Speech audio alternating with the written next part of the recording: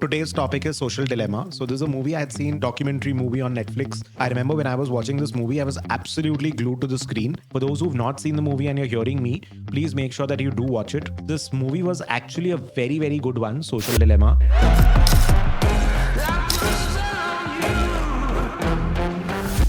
When you are using social media platforms, one is you understand the business model. Second, you understand how they use a platform, the technology, in terms to game you. When you're looking at a Google or a YouTube or a Facebook or something, YouTube has started charging you premium now in order to not show you the advertisements. But even though it is not showing you the advertisements, it is still gaming you, and I'll tell you how. So basically what happens is when you're looking at these platforms, they are free. The currency or their consumption is basically your time. So they need to make you addict of their platforms, because the more viewership they have, even when you're looking at a television advertisement, which TV serial would get more ads? The one that is going to be viewed more, they'll be getting more ad revenue, ad income. So if more people and more viewing, so instead of watching for 10 minutes, if you're watching a YouTube channel for 1 hour, you will see 6 times more advertisements. If you use Instagram for 60 minutes, you're going to be having 6 more times the number of ads you'll see. Even each view of the ad, Instagram or the platform is going to be charging money from the advertiser for that. Again, you cannot stop people from advertising, and people will have to advertise, because when you're looking at the advertisements on billboards and everything, it is not targeted to a particular individual. Anybody who's crossing that place would probably glance through that billboard. So you are not exactly targeting to the consumer, to the target audience. But when you're posting an ad on Facebook or something, you can choose a gender, you can choose the age, you can choose the location, you can choose their interests, and accordingly you can pitch your ad and show the ad to the very, very relevant audience. So of course, when you're looking at the advertising space, it is extremely important for any business to be able to use digital media and social media to advertise. You're able to reach the target audience very accurately. My question is not from the point of view of the advertiser. My question is from the point of view of the consumer. So as a working professional, as a student, how you're consuming the social media part, I need to be careful about that, because I am going to be on social media throughout life possibly. So I might as well start understanding how to use it.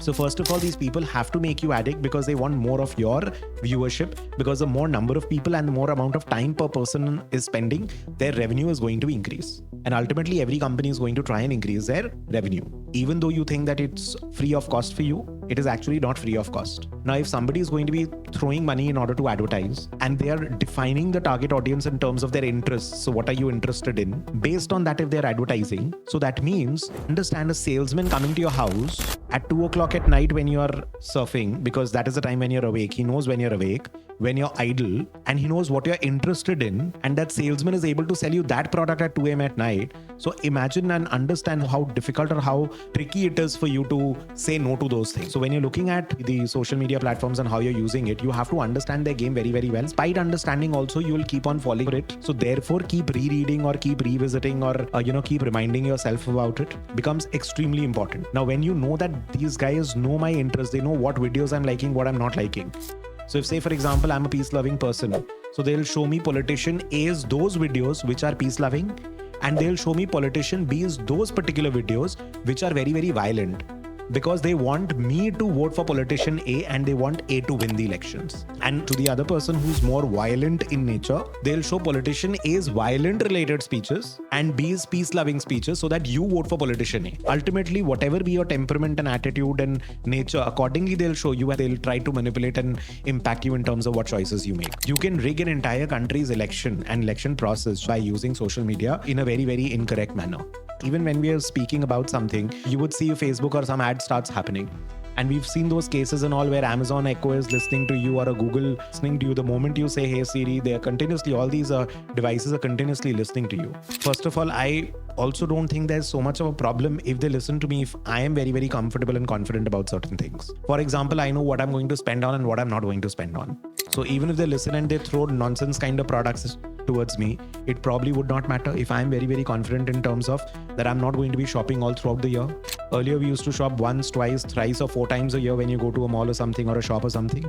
But today we are shopping absolutely continuously. You're shopping anything and everything. You just compare the consumer or the basket of goods that our parents used to have 10 years back and what we people have today. You'll find a drastic difference. The variety of products that's available to purchase today versus what it used to be 10 years or 15 years back, that's hugely different. And so as to speak, it's not that they've increased our life and happiness, etc. so much.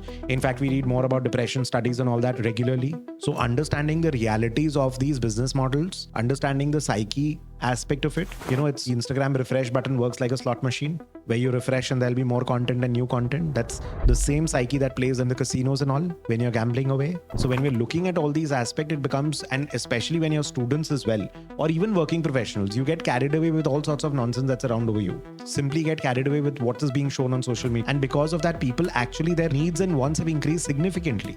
Their wants have increased significantly, because earlier you used to compare with somebody when you're attending a wedding or something.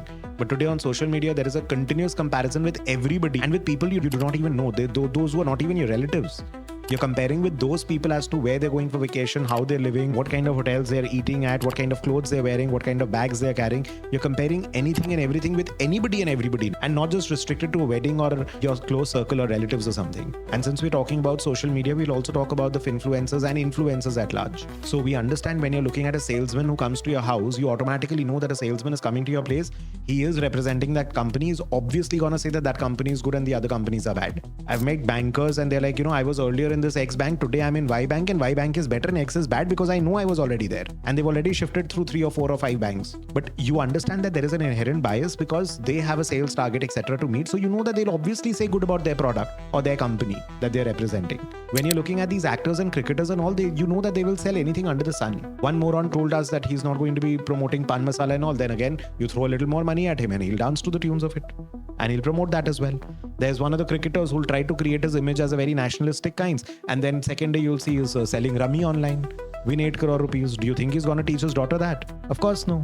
So this lady comes and says that, eat pork and eat cornetto or whatever sugar products. And then on one of the talk shows, she's saying sugar is very bad for your health. So these people are hypocritical to the core. Now, that is fine. But what particularly is wrong with influencers is that they're going to be building certain amount of trust with you. What do you understand by an influencer? Somebody who has a certain amount of influence on you because with their expertise, their credential, their knowledge, they would try to earn a certain amount of trust, or with their history in terms of their experience so far, their credibility, their credentials, their work experience so far and all. Based on that, they'll earn your trust, and then they'll start promoting things like World. And then you fall for it. In fact, this same person was promoting supplements and all that, nutrition supplements, that, use my code or something and you buy this and I will get a commission. I will donate that commission.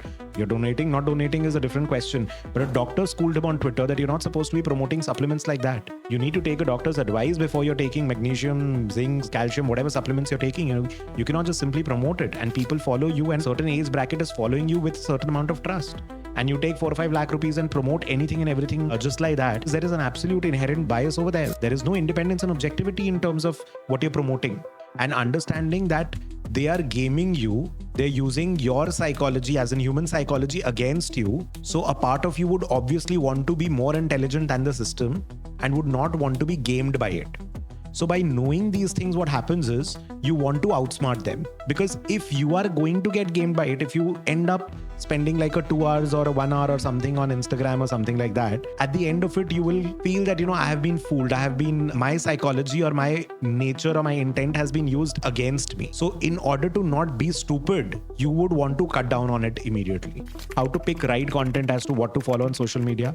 As I told you, anybody who's going to make me more complacent, make me spend more, make my value system poor, I'm not going to be following those. Anybody who pushes me to work harder, pushing me not to spend too much, who's thinking of long term, who's asking me to defer my consumption, who's asking me to have better values, who's asking me to do anything which is long term and not short term, and improving myself, I'm going to be following those. That is one. Second, who do not have an inherent interest. So I'm not going to be following an influencer. I would rather be following somebody who's talking out of their experience, out of their expertise. If I'm talking or if I'm wanting to talk about stock markets or learn about stock markets or something, I'm going to be looking at investors and their interviews and everything. Even with investors, there's a bit of a challenge nowadays, but regardless of that, and I'm not going to be following somebody who's into full-time just content creation. That is something that I would want to refrain from. So you have to be very, very careful in terms of what part or what aspect you need. So if I want to listen to an ex-person and he's coming on a podcast with somebody and that somebody I don't like, I'll still take that bits that I want to. And not somebody who's just been successful monetarily and has a very, very flamboyant kind of lifestyle. I don't want to learn from those. That's the reason why I wanted you all to watch the movie Social Dilemma. लोग गधा बनाएंगे, आपका responsibility है कि आप गधा ना बने. It is 100% your responsibility. There will always be bubbles, there'll always be bust in the market, there'll always be scams in the market, they'll always be preying to your greed, they'll always be using your psychology against you. It is your responsibility to get educated, not theirs.